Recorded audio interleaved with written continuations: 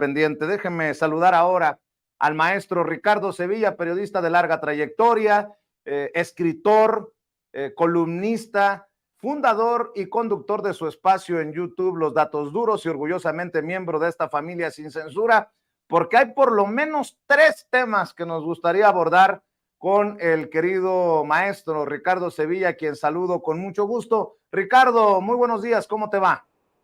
Muy buenos días, querido Vicente, público memorioso. Pues ha sido un fin de semana, en efecto, álgido, un fin de semana donde no descansa la oposición. La oposición está dándole fuertes embates a la Cuarta Transformación y uno dirá, bueno, ya se está terminando el sexenio que encabeza el presidente López Obrador. ¿Cuál es la preocupación? Y la preocupación se entiende, se comprende. Estos personajes lo que quieren es, por un lado, que ya se vaya el presidente López Obrador y por otra parte, que no continúe la Cuarta Transformación. Entonces, sus esfuerzos, estos esfuerzos lesivos, están concentrados en vituperar a la presidencia de la República, porque saben perfectamente que con eso van a poner en mal a la continuación de estos esfuerzos que está haciendo el presidente López Obrador. Desde mi punto de vista no lo están logrando, pero sí lo están haciendo con mucho dinero, con mucho ahínco, no se cansan, o si se cansan,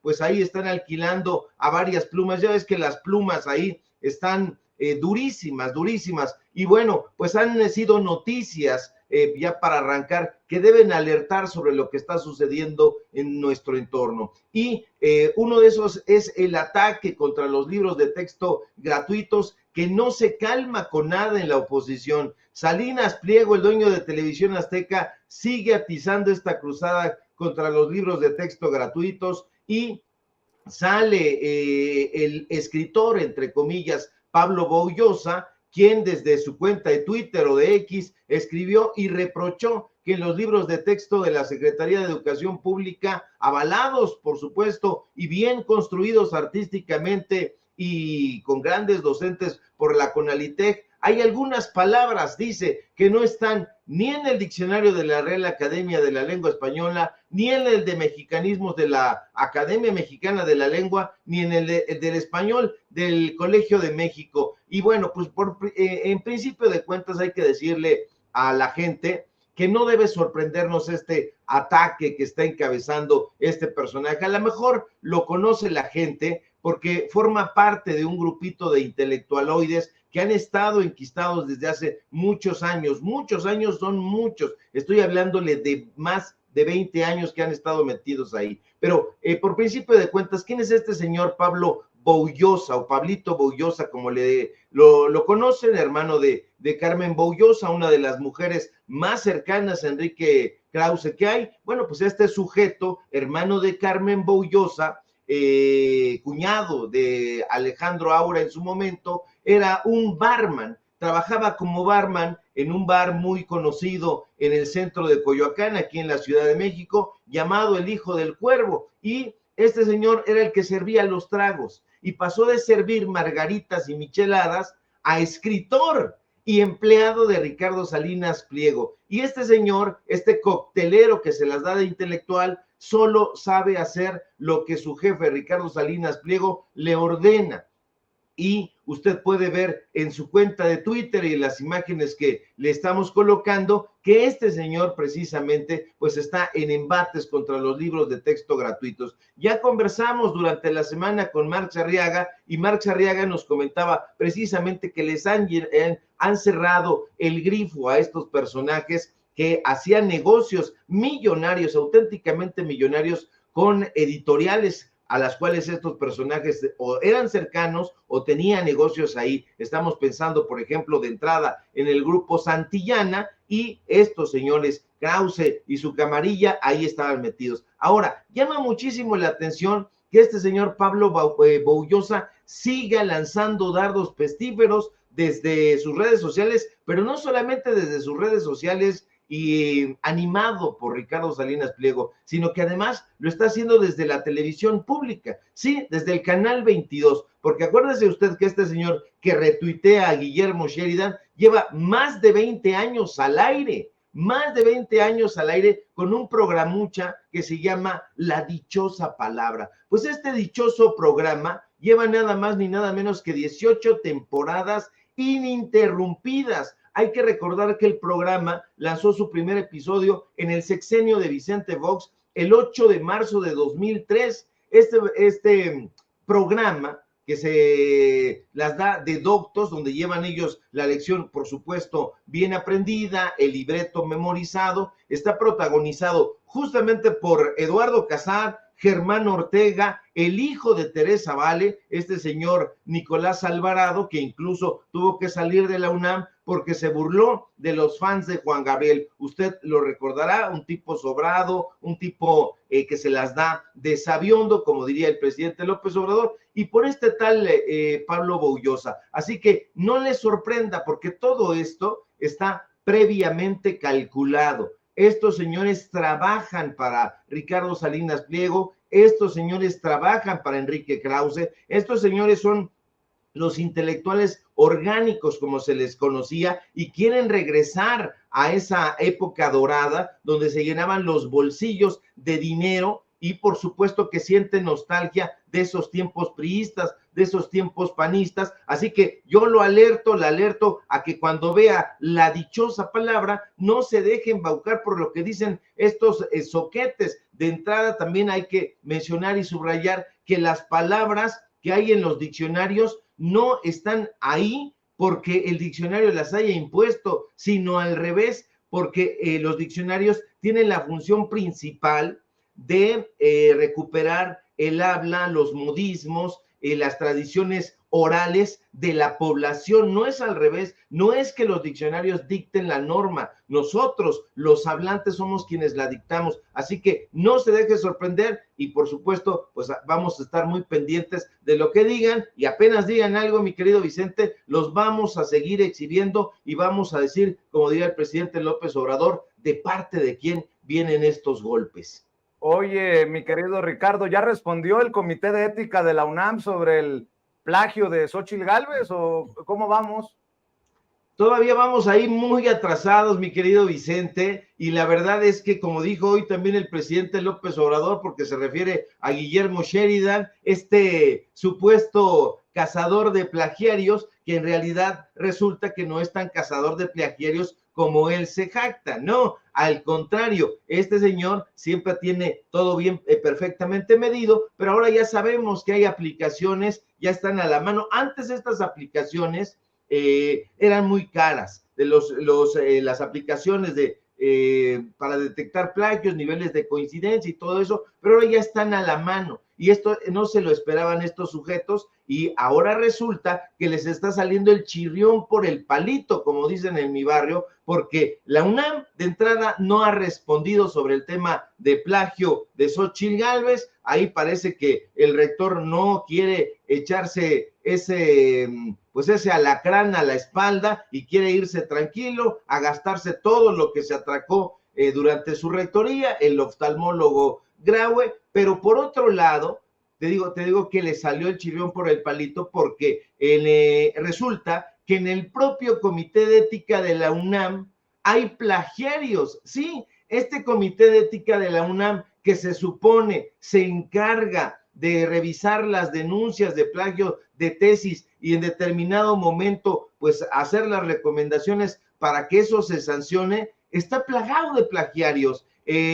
Un diario poblano, 24 horas, dio a conocer que María de Jesús Medina Arellano, fíjese, agárrese usted, quien es parte del Comité de Ética de la UNAM, pues es plagiaria, copió y pegó en su tesis de maestría sin citar extractos completos de otros trabajos, los robó, los plagió al estilo de Xóchitl Gálvez. Ahora, llama muchísimo la atención, Vicente, porque esta señora está multipremiada, es de estas señoras académicas de pompa y boato, y sin embargo, tiene al menos 3 casos de plagio en su tesis denominada Derechos Humanos, Salud y Genoma Humano. Entonces, eso también lo tiene que revisar profundamente la UNAM. ¿cómo es posible que ahí en el comité de ética, donde se supone que deberían de ser únicamente perfiles probos e intachables, esté plagado de plagiarios? Eso es con respecto a lo que está llamando la atención el presidente López Obrador en la mañana. Dice, Guillermo Sheridan ha descubierto estos plagios y ha ayudado mucho. Y sí ha ayudado mucho porque resulta que los plagios que ellos dicen que encontraron, por un lado, muchos ya se les cayeron, se les probó que no eran plagios, y por otra parte, no hay plagios únicamente donde ellos imaginan que los hay. Hay plagios prácticamente, pues alzando una piedra en la derecha, ahí nos vamos a encontrar que hay plagio. Y ese es un tema que da muchísima vergüenza, porque la Universidad Nacional Autónoma de México se va muy manchada en estos últimos años, y eso tiene que ver esencialmente no con las revelaciones periodísticas que hemos hecho, tanto tu servidor como otros compañeros y compañeras, sino con el triste proceder de la máxima casa de estudios y con el triste proceder también de Enrique Graue, este señor que de entrada pues es un farsante, porque se presume doctor y resulta que no es ni doctor ni maestro, y solamente un oscuro licenciado en oftalmología que ni siquiera ejerce, y al parecer tiene la vista muy obnubulada.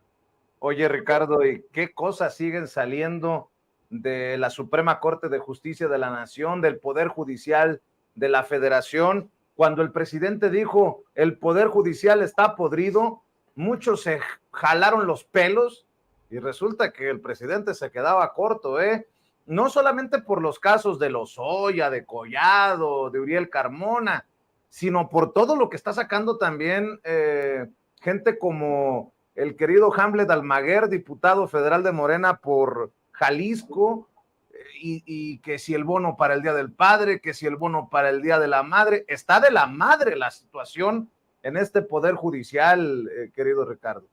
Sí, nosotros lo apuntábamos justamente en nuestra columna exclusiva para Sin Censura, y hay que reiterarlo. Este poder judicial está supurando corrupción y no parece colmarse con nada. Decíamos que hipotéticamente los magistrados, los jueces, hombres y mujeres, tendrían que estar comprometidos con la imparcialidad, con la probidad, con la justicia o con la impartición de justicia, pero no es así.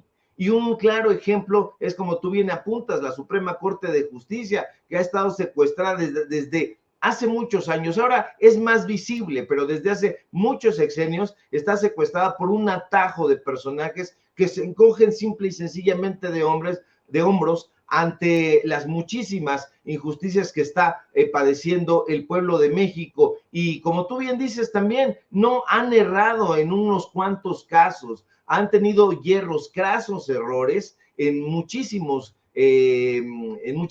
casos, y uno de ellos precisamente tiene que ver con este de Emilio Lozoya, que se va prácticamente libre, sin mácula, sin mancha, y se sabe, hay pruebas tanto periodísticas que además aportaron en su momento periodistas de derecha, y que ahora pues están contradiciéndose, ahora están haciendo como la defensa de este personaje, y es un sujeto que actuó en contra del Estado mexicano, en contra de petróleos mexicanos, pero sobre todo contra las finanzas del pueblo de México, porque hay que recordar que todo este es dinero del erario, dinero público, y bueno, pues simple y sencillamente los jueces, los magistrados de distrito se encogen de hombros, dicen, no pasa absolutamente nada, este señor es lo que más se parece a un sujeto inocente, y se pasan por el arco del triunfo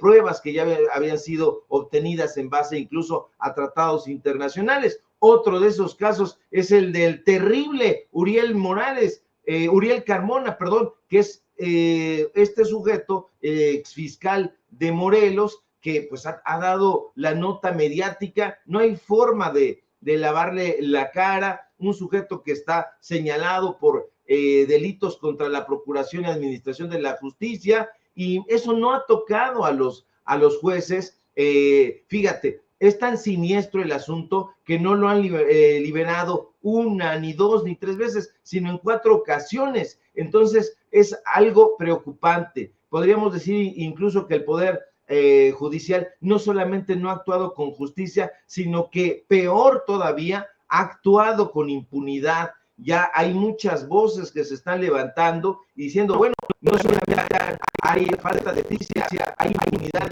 sino además hay complicidad.